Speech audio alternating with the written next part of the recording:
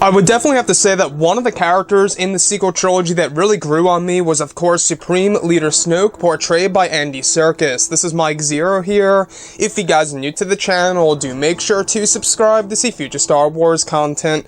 Now, a lot of you guys have been wondering about Snoke and his involvement in Star Wars Episode 9 these past couple of weeks. We've been going over some of the concept art and storyboard descriptions about him being involved in the plot to a certain extent. And another thing out there is that Andy Serkis canceled his appearance over at Keystone Comic-Con over in Philadelphia for a motion capture role for a specific movie, but everything on his IMDb page is all completed.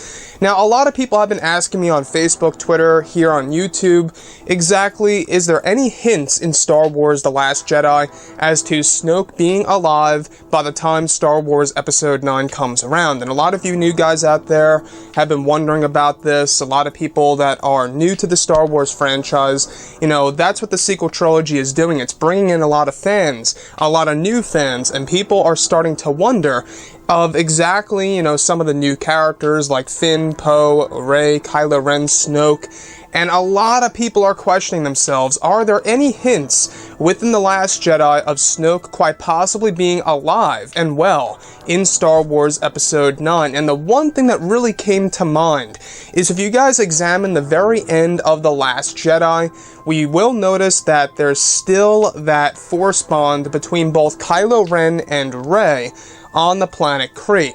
So they still have that connection, they still have that going on. Now, it's either a hint that Snoke is still alive somewhere in the galaxy, or it could also mean that that ability that Snoke was able to use is now permanent between both Kylo Ren and Rey. And to be quite honest with you, I think that Snoke in Episode 9 would be a great component in order to create this redemption for the character of Kylo Ren, where both the dark and the light have to team up together in order to take on a greater evil. And I think that that would be the best way to go and to make the final film of this trilogy a whole lot more epic than we expect. Now, that's the thing here. With Episode 9, we do know that Donald Gleason has said before in the past that this movie's going to have a lot of twists and turns, things that you would truly never expect to see. Now, sure, they said something like that for The Last Jedi, and examples of that were Luke's Force projection, and of course, the fact that Snoke is the one that manipulated the minds of both Kylo Ren and Rey. But to me, you know, those two things weren't super shocking that really changed the whole entire sequel trilogy, or something that got me truly excited. Going into Episode 9, I think that what they're going to be doing is they're going to be doing these true twists and turns that'll really make us look back at The Force Awakens and The Last Jedi in a different way, quite possibly. I'm just saying that's a possibility.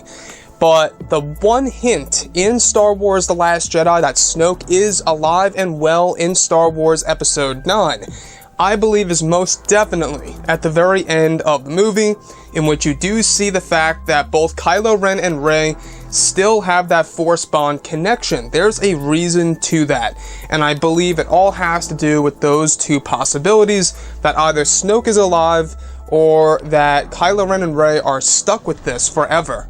The only problem that I think some fans would have if Snoke does end up being alive in Star Wars Episode 9 is, well, if Snoke's coming back, why isn't Luke coming back to life? I feel like that would create an issue between a lot of Star Wars fans for Star Wars Episode 9 when it comes to both characters, Supreme Leader Snoke and Luke Skywalker. But for all we know, maybe they're really doing something completely unique and different by J.J. Abrams and Chris Terrio for the fans that they would never expect to see on the big screen.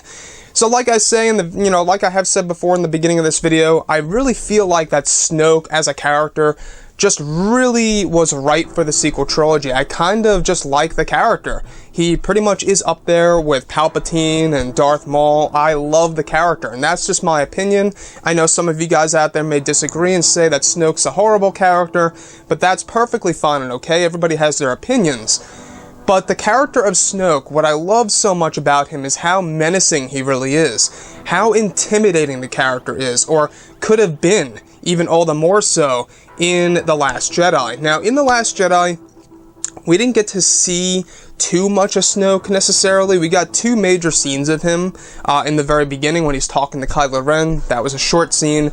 And then toward the ending, in which he's torturing Rey, and when Kylo Ren, quote-unquote, kills him. So with that being said, going into Episode 9, we could see yet another version of Supreme Leader Snoke. Maybe Snoke was really from afar, somewhere else.